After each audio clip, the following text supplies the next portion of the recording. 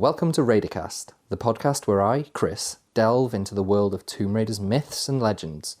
Today, I'm joined by a special guest, a companion in my raidery journey who will be shining some light onto some of Lara Croft's past monstrous encounters.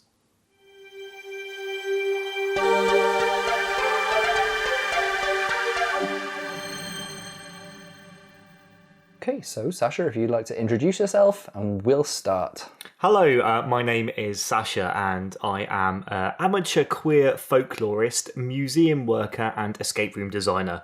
Also a mermaid hunter. I'll explain what that means at some point because it sounds pretty weird. That's such a mouthful. There's so much going on and I love it.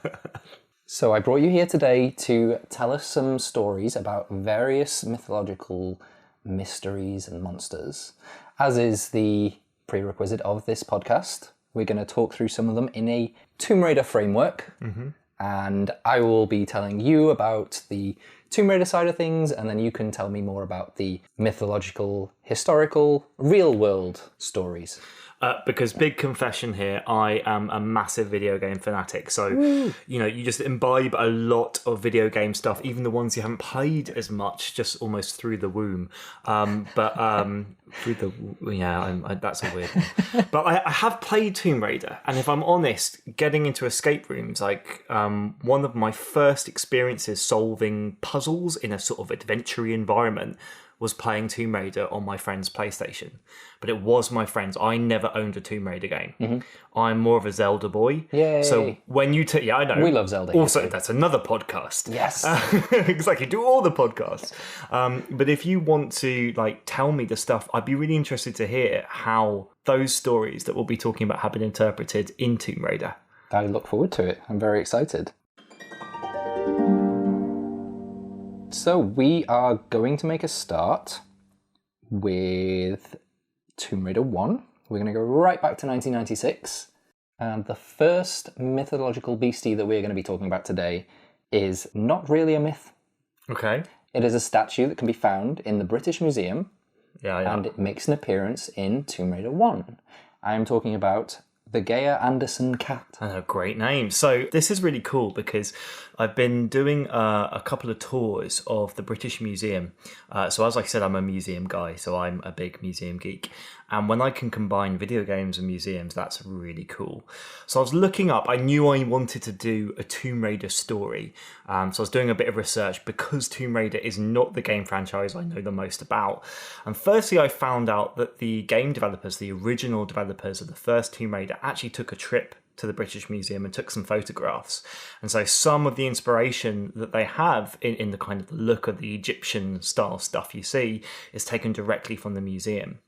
And the Geir Anderson cat actually appears in the original game, I believe. It does. You can go to the British Museum and you can see the Geir Anderson cat. It's not huge, but it's properly one of their most famous Egyptian artifacts. You can buy a pencil case, you can buy an edible Geir Anderson cat, earrings, whatever, because it's really cool to look at. Is it about a foot tall, 2 feet tall? Yeah, I'd say about a foot and a half. It's difficult to scale, but it's not huge. When you look at it in the game, it looks a lot bigger. So within the game itself, it appears, I believe, maybe a couple of times in the level in Egypt called the Temple of Kharmun.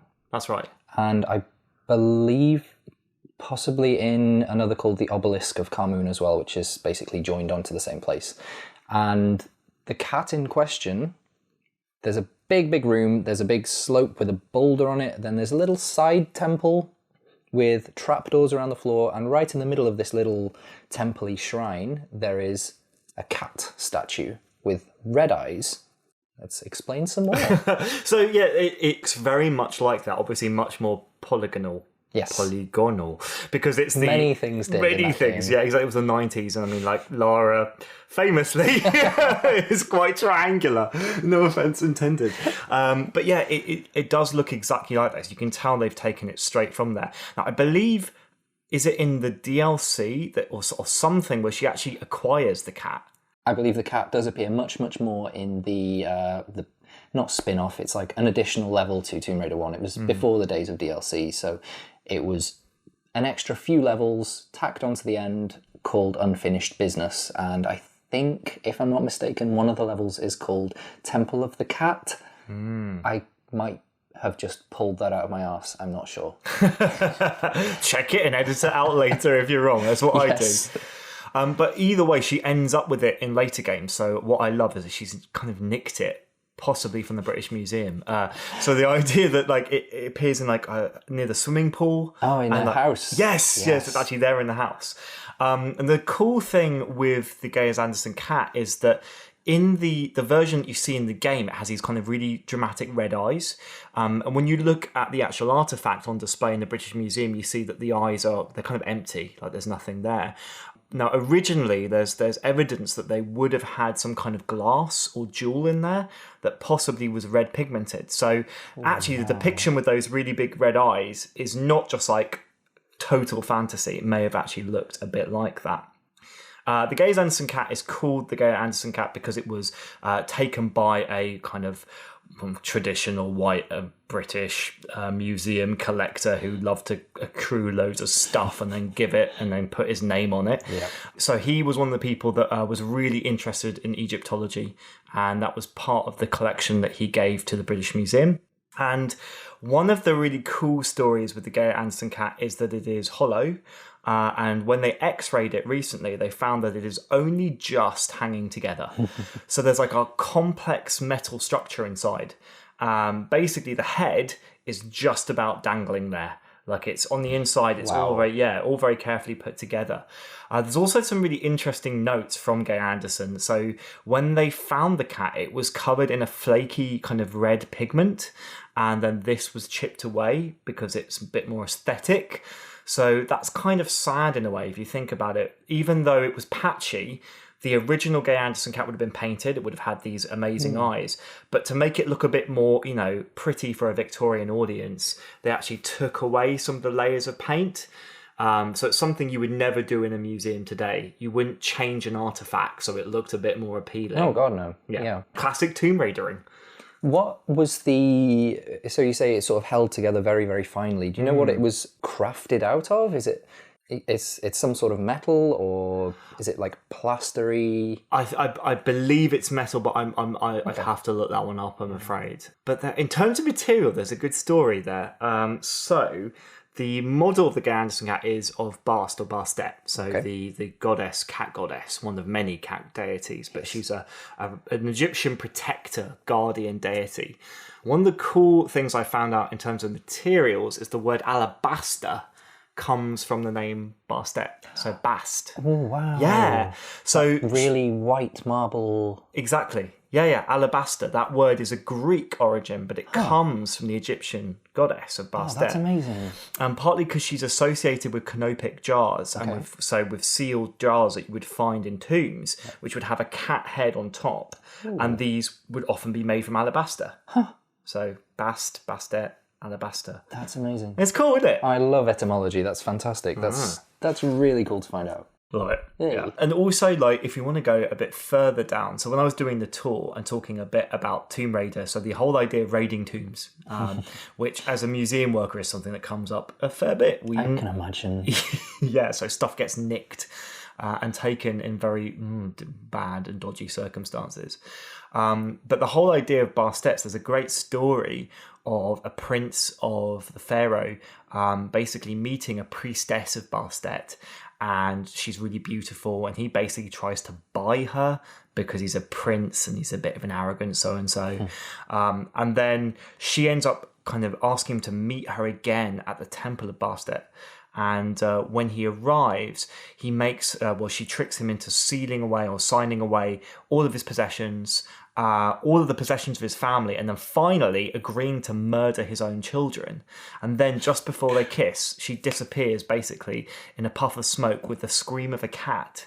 And then he's found walking around naked and a bit of an overshare, but he's walking around basically holding an amphora in front of his genitals, completely naked in the village square of Memphis, not the American Memphis, the original Egyptian Memphis. Brings new meaning to the lyrics of Walking in Memphis. I know, right?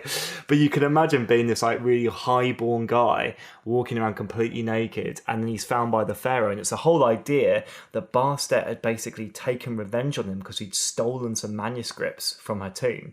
So, Lara and curators at the British Museum, watch out! Don't nick stuff from Bastet. Not a good idea. Don't nick them and keep them in your house. Bad idea. Bad idea. Or your swimming pool. That's fantastic. So that was the Geir Anderson cat. Mm-hmm. We are going to stick with Tomb Raider 1. Within the context of the game, we're going to hop back to Greece so we can start talking about centaurs. So a half horse, half human. Or a half human, half horse. Oh, it's like half glass, the glass half horse or half human. The mythological optimist. So within the context of Tomb Raider, centaurs, they appear first of all in Greece as statues that burst to life. They are guarding a tomb. Mm-hmm. They throw some sort of fireball-y type things, very generic enemy video game type things. So they're the bad guys. They are some of the bad guys, and they take a lot of bullets to stop them. They're very strong. They also appear in the Egyptian levels, and much later on in the game, spoilers, Lara goes to Atlantis. They appear to be of Atlantean origin. The Atlanteans within the mythology of Tomb Raider, very into their genetic engineering. Okay. So, stitching humans and horses together, maybe it was just for fun, or maybe they did just want these sort of really strong guardian defenders. Yeah. We'll never know, because Lara being Lara blew the place up. Kills them all. Yeah. Bit thoughtless. She could have taken a sample and found Put out it by a swimming pool, along with the Geir Anderson cat. Are they all masculine presenting, or do you get They any are. feminines? I believe they are all masculine in appearance. Tell us more about centaurs. Tell us about their origins. So, yeah, I mean, like a lot of hybrid creatures. So you get all kinds of hybrids. So my favorite hybrid is the mermaid. I'd class myself as a mermaid hunter because whenever I go to a museum, I'm always looking for depictions of mermaids. But you get centaurs, which are half horse, half human. You get hippocentaurs, so you get, which are not hippos. What? Yeah, that was really... yeah, sorry. Or hippo with a human torso. yeah, so they tend to, or centocampi is sometimes what they're called. So they're like fish, horse, humans. So they have like the front bit of horses, a fish tail, and a human body. Yes. You get obviously sphinxes, very common in Egyptian kind of mythology, and then you've got your harpies, you've got your fairies, which take insect-like proportions, and we'll probably come back to them in a little bit. We will definitely. Yeah, so the hybrid creature is really common in loads of cultures. So it's difficult to say like who invented it, but probably the most famous centaurs we know of do come from Greece. So the links with Atlantis kind of makes sense. I guess so. Yeah, the Greco-Roman thing. Yeah, they've got that connection. Now, in terms of genetic modification, it's a bit funnier if you look at mythology. So there's loads of different origins to centaurs. So one of them is basically a god or the son of a god being born, and his brother is quite like a warrior and quite good looking, and he's born a little bit deformed is the way it's described, and so he can't find a wife and instead takes to he sleeps with horses. Yeah, so it's a bit of genetic engineering, kind of old school way. Exactly the way the god intended. I'm imagining that's not what the Atlanteans were doing. I'd hope not. Well, I mean, is it better? Probably better for the horses? I've never thought of this. Let's not think too hard. This is not what any people want to listen to. This is not what we want to imagine the triumvirate of Atlanteans doing to horses. No. But it's one theory. Yeah, granted. So that's how the Greeks, one of the ways that they envisaged centaurs coming about, literally a union between man and horse, mare. That makes sense. It does. I mean, half man, half horse. Yeah. The other ones are kind of that there was a god who basically ended up sleeping with a nymph and had 2 children, and one of them was centaur-like, so half man, half horse, and one of them was human-like, and those two actually, so the Lapis and the Centaurs were in war against each other. So it's kind of brothers, children versus brothers, children in a constant war. But centaurs are in Greek mythology and Roman mythology, they're not necessarily the bad guys, they're not necessarily the good guys, they're a bit more amorphous. Some of them are good, some of them are bad. They definitely aren't on the side of man. So they might take one side or another, but they're not amongst mankind. They're their own unit. Actually, that appears to be the case across many depictions of it, even across fiction. They always seem to take this very proud stance of their own. Particularly like Harry Potter, right? Yeah. Like the classic. Yeah. So she was definitely drawing upon a lot of those motifs, making them kind of detached and proud and different. So yeah, although you do get the sense that they were quite lascivious. So male centaurs would take women or would take nymphs, and there's even a sculpture, I believe, in Rome, basically of a centaur with a nymph thrown over his back. Oh wow! The other funny thing is there's the depiction of centaurs. So in Tomb Raider, they have a horse head? So in the very first game, they are what I would describe as a typical centaur. You have the horse's body, the humanoid torso, and a humanoid head. Yep. They are skinless. Ooh. Okay. Yeah, it's kind of, they're all fleshy and you just see they're basically just bone and muscle. Yeah. 10 or 11 years later, that game was remade and the developers kind of redesigned the centaurs a bit to be horse body, human torso, and a horse's head. Okay. Is that one of the... I've not seen that particular depiction, but there are so many different kinds. So there are at least 3 varieties of centaur, even in like the Greek-Roman tradition. So you have the classic, which as you described, you've got the horse, so the 4 legs of the horse, leading up to where the horse's neck would be, and then going into the torso of a human with arms, which is actually really bizarre. Because if you think of your neck turning into a torso, it's a bit human horse centipede going on there. It is quite scary. Yeah, but there are other ones which almost try to be a bit more faithful. So you do get horses just with a human head. So that's another form.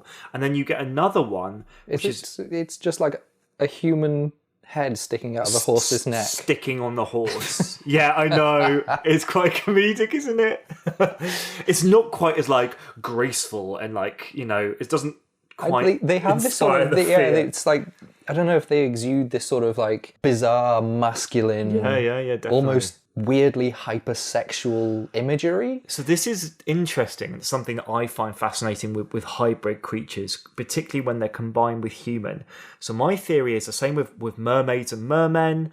When you take an animal character and then you mix it with a human, so normally the human part of the whether it's a mermaid or a centaur is going to be bare-chested or is going to be at least not wearing many clothes. Yep. So and then they tend to accentuate it. It's almost like the animal part puts the human part into exaggeration.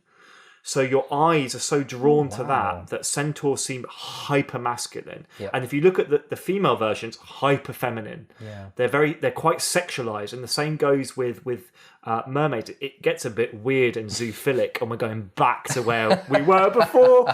But there is something odd. It's like seeing that bit of human semi-nude, but translocated onto an animal almost exaggerates the form of the human because it's at odds. Yeah. I know. That would make sense. Yeah. Visually, I guess. Yeah. So the last form of the centaur, I think this is kind of the weirdest one to picture, is so you have the horse, 4 legs, and then as it gets to the neck, it goes into a human torso, but to the head, but there's no arms. So it's just like a torso with no arms and a head. And I think the understanding there was like surely 6 arms are too many, so we'll just lob them off. It's like a weird neck with pecs and abs. It's a neck with pecs and abs. Yeah. Oh my goodness. And then so going around the world, there are Egyptian centaurs. They appear in... That's interesting.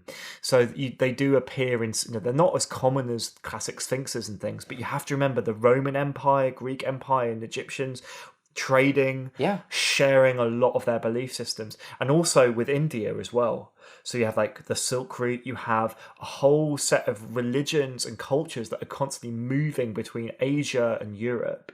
And so you get Indian centaurs too. Wow. And some of the depiction of them, they are basically horses with human heads, more so. And then some of them have the upper body as well. And like, it's almost as if they had their own traditions that were different, and then when they sort of met each other and intermingled, they standardized. Like, oh, this is what a centaur looks like. Yeah, so whatever was a bit different before gets changed. Very, very brief mermaidy tangent. Apologise, because carry on. Are there no mermaids in Laura in Tomb Raider?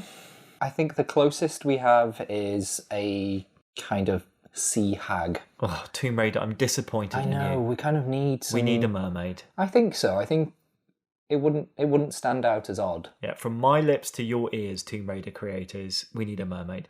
Very brief mermaid segue. So there are mermaids all over the world. Stories about half human, half fish creatures exist everywhere.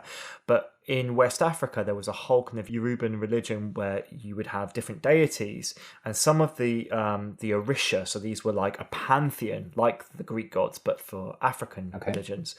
Some of them were related to the ocean, but they weren't depicted as being mermaids until they were basically caught up in the European diaspora and after the slave trade and the kind of the influence of European tradition.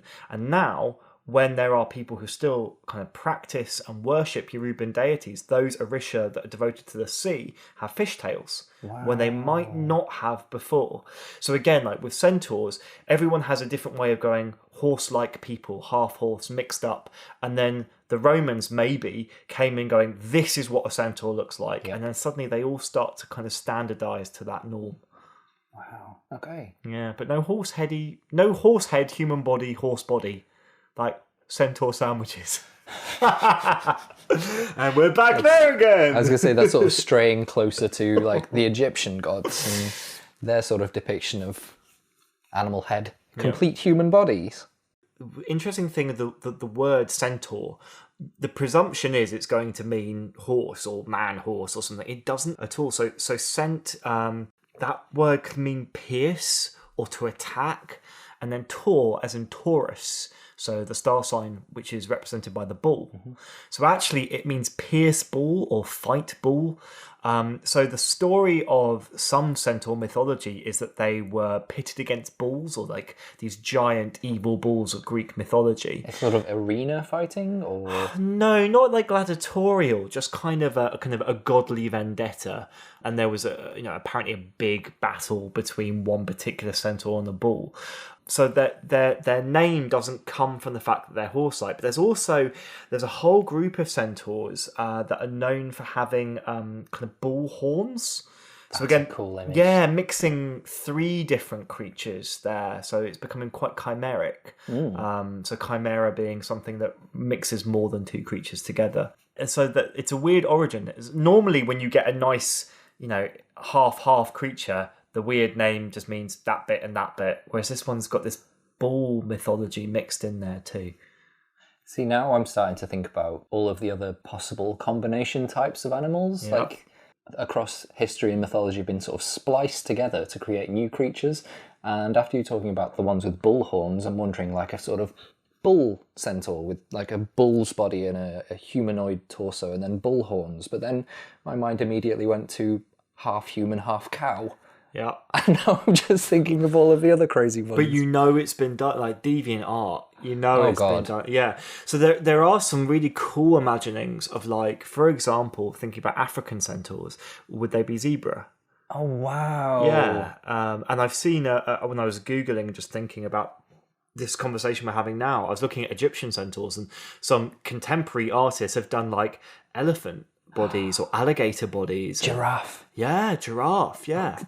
Really tall. Like a massive body and a tiny torso.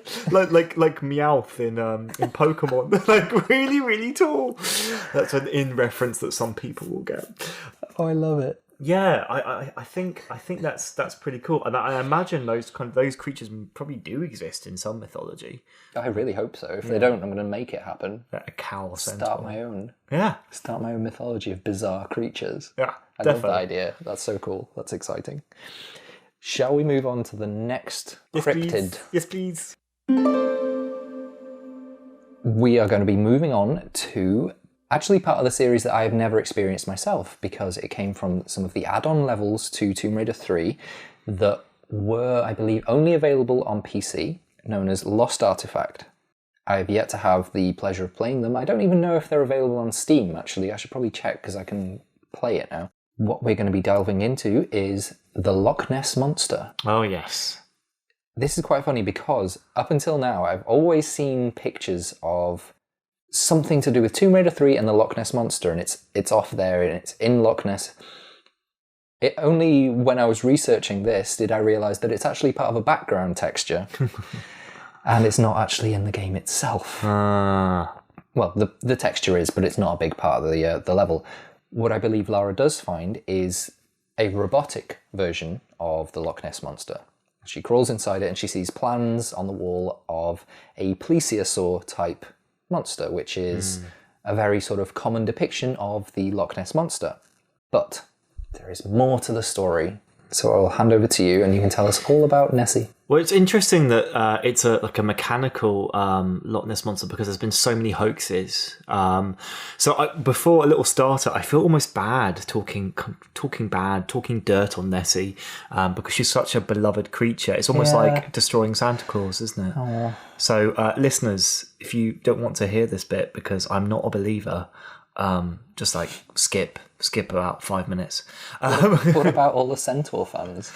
Well, yeah, exactly. No love for you.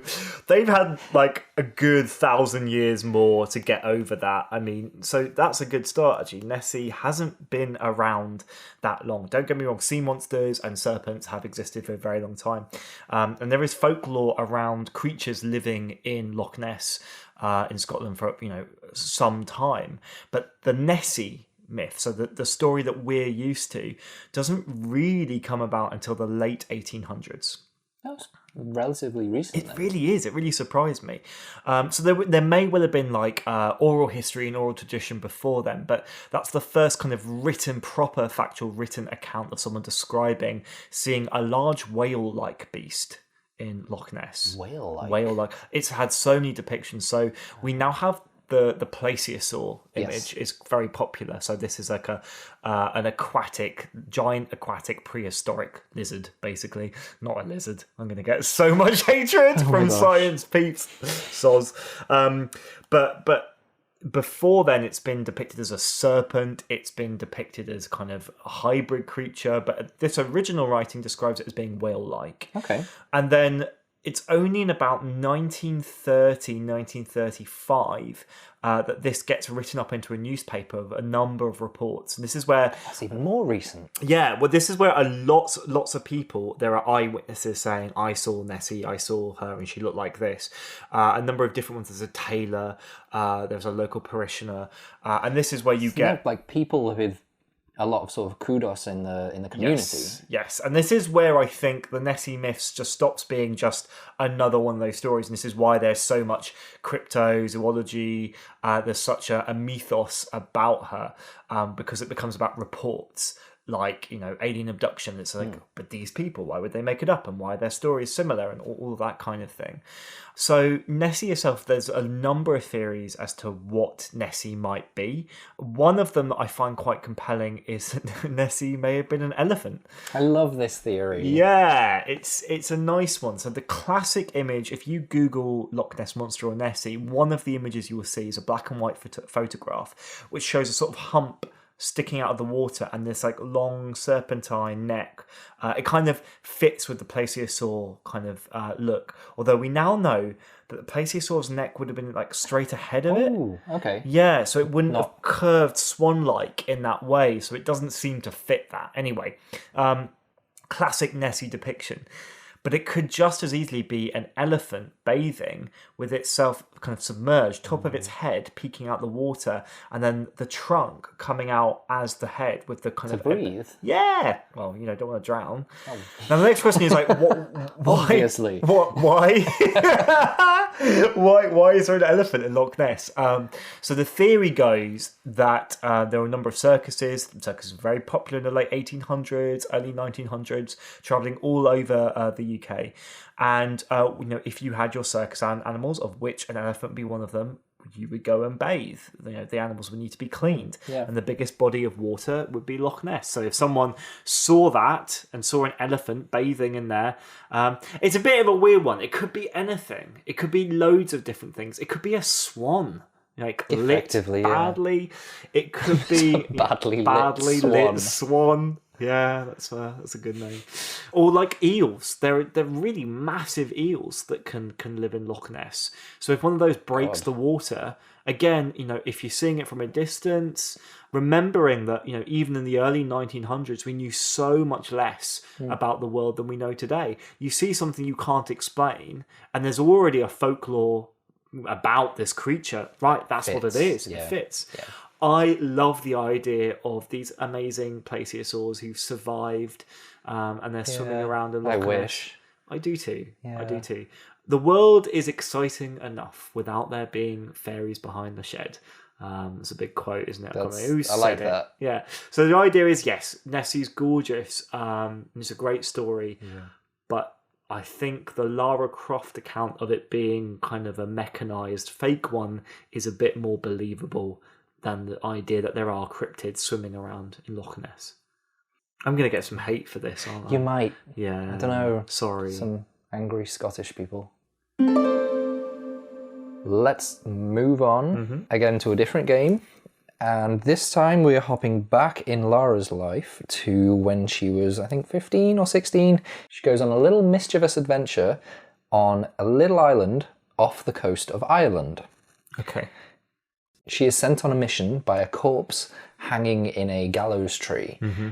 It's missing its heart. It tells her, go find my heart. Yeah. So she, being apparently a completely unfazed and unterrified teenage girl, goes off on this little grand adventure to find a heart. I would wee myself. I don't know what I would do. I would probably just cry and wait for her. But the beasties that we're going to be talking about are some of the little enemies within that level that Lara encounters appear to be very small, demon-y like fairy creatures. Mm-hmm.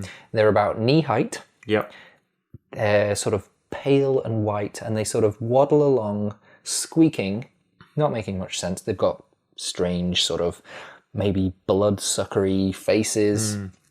Personally, I have always related those little beasties to fairies, which is very, I think, unstereotypical for the image that popular culture tells us what a fairy looks like. But for me, they're sort of sprite-like creatures. Yep. So tell us a little bit about the real-world mythology of fairies. So, fairies, it's interesting you talk about the way that we see them. So we see them as kind of very pretty creatures, often female or feminine depicted. The kind of thing that you might dress up for Halloween with pretty glittery wings. That's a very Victorian image. So that's a very recent image. That is quite recent, okay. Yeah, so fairies wouldn't have had wings as such. They could fly, and a lot of depictions of fairies and sprites and fae can fly. But this is quite a kind of a sanitized, Disneyfied version, where they become quite pretty and quite friendly and sweet. A lot of depictions around the world, the little folk, or kind of there's so many stories around the world of little people doing horrible things. I know there's probably some sizeism in that. Sorry, but I was just going straight for it's a lovely day in the village and you are a horrible fairy. Oh my god, I would play that so hard. It was so good. Yeah, but they are kind of naughty and childlike. So it's like, I would imagine that what that mythos kind of comes from is the idea of children being childlike and naughty and silly, and what if you turn that on its head and make it a little bit more sinister? And that's where I would argue fairies and fae folk come from. So you have fairies or the fae, and so the origin of the word fae is believed to come from the French, so for fille, so woman, but in particular referring to the kind of women who would be in a town who practiced medicine, who ran an apothecary. So witches, yeah. So the mythological origins of the word fairy probably comes from the same kind of idea of women with special powers. But the idea of the fae, of magical little folk, come a long time before that. Okay. So you have changelings, for example. So the idea there is that there could be these entities that are supernatural and childlike, who will come and take your child after it's born and replace the child with themselves. And the child will be taken off to either like the fairy kingdom or to another plane of existence. And instead, you would have a child that will look just like your child, but it isn't. That's terrifying. It is terrifying. And now it gets even scarier. There have been, even in the kind of late 1800s, there are records of people reporting that their loved ones, a child, or sometimes even a wife or a spouse, has been replaced by a changeling. In some cases, even being killed. Yeah, because something's wrong. It's not right. God. This child is not mine. So there's even some theories that sometimes people may be suffering from mental illness, and their perception of their child or young person within that framework of that folklore would condone them basically being kicked out or killed or got rid of because they're not makes them actually think they're child. right yeah. in what they're doing. It's quite scary. But yeah, so the fae and fairies are often quite sinister. They're pranksters. So they play tricks, but they take things and they steal things. Their mythology is often kind of intertwined. We spoke about witches, but also even with vampires. That's cool. Yeah, so there was one of the ways of kind of warding off fairies was to leave like a thimble or a small container of milk and to prick your finger, a drop of blood into that as well. So they have a little bit of taste for blood. I know, a little bit sinister. And also, vampires were often blamed for causing TB, tuberculosis. So victims of tuberculosis would be found with large deposits of blood still in their body, in the corpse, which is very weird because normally when you die, you go pale and all the blood sort of dissipates, but not with TB. And so the belief was that this was a corpse that was coming out and sucking the blood of others, and that's why it still had blood in it. But fairies were also blamed for tuberculosis as well in some places. Now, the ones that you're describing, they sound quite earthy and subterranean. They do. I believe one of the places that they're found in the levels appear to be around what look like burial mounds. I think they appear in other parts of the level as well, which is, again, it's very underground, within maybe a sort of tunnel-y type areas. I believe the level is possibly called the Labyrinth. It's been so long since I played this area. Yeah.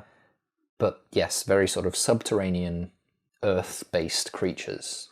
So the closest versions I can think, you've obviously got your dwarves, popularised by Tolkien, but existing long before in Scandinavian folklore and trolls. But in particular, I like the Tommyknockers.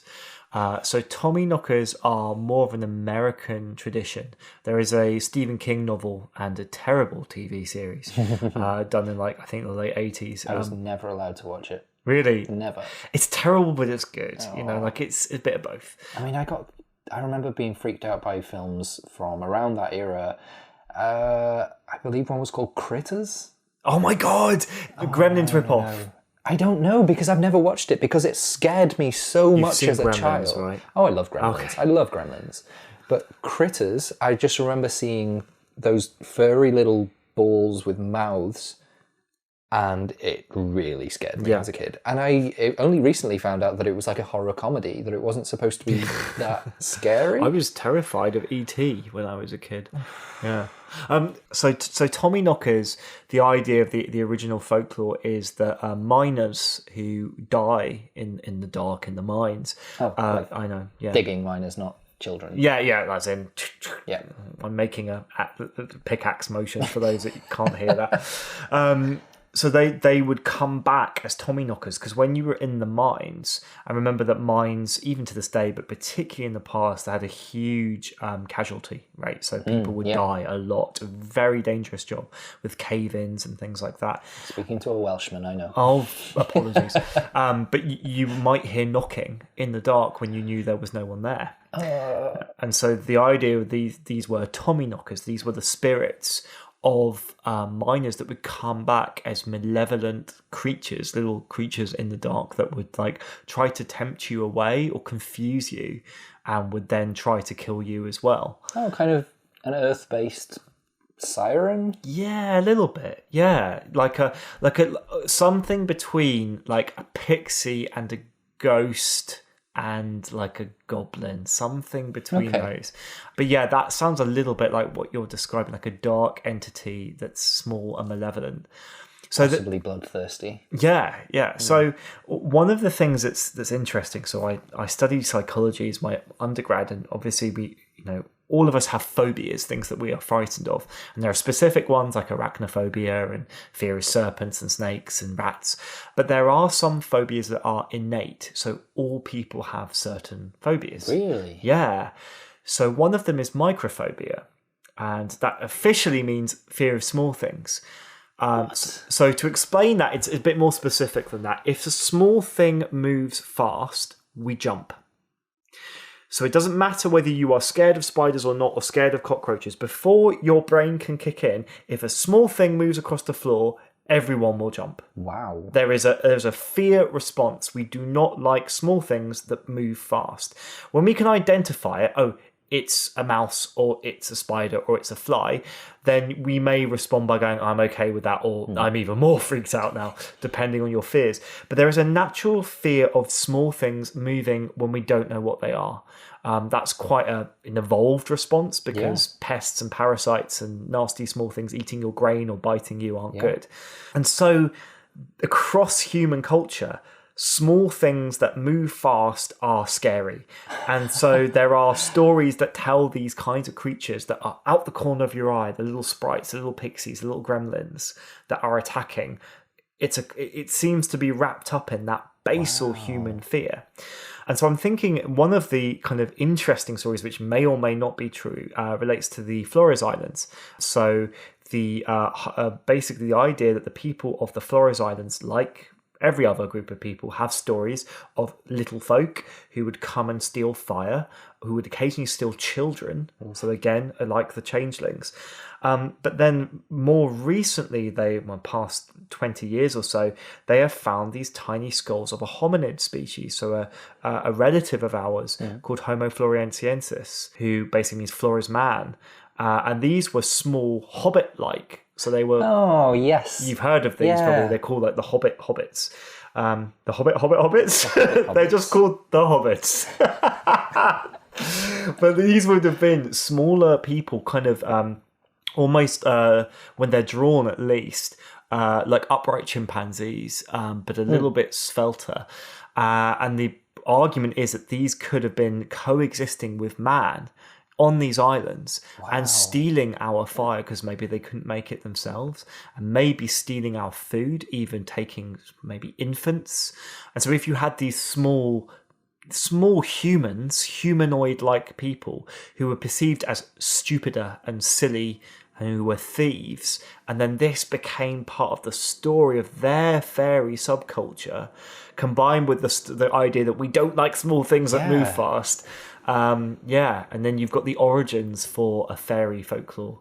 That's so cool. That's so interesting. It's fun. I love that it's sort of not only touched on mythology, but it's also delving into paleontology as well, anthropology even. It's great. That's so exciting. Sasha, this has been an absolute pleasure having you on. Thank you very much. I really enjoyed it. I'm going to end the episode here, because we have learned so much today about all different mythologies and all different monsters and creatures, and this has been wonderful. If you're happy to come back for a future episode, I would absolutely love it. Totally. Yes. I would love to. Wonderful. Thank you so much. Cheers. Yes. If you like what you heard today, don't forget to subscribe so you don't miss any upcoming episodes. For more info, or if you'd like to be involved, check out our Twitter page at Raidercast Pod. Bye for now!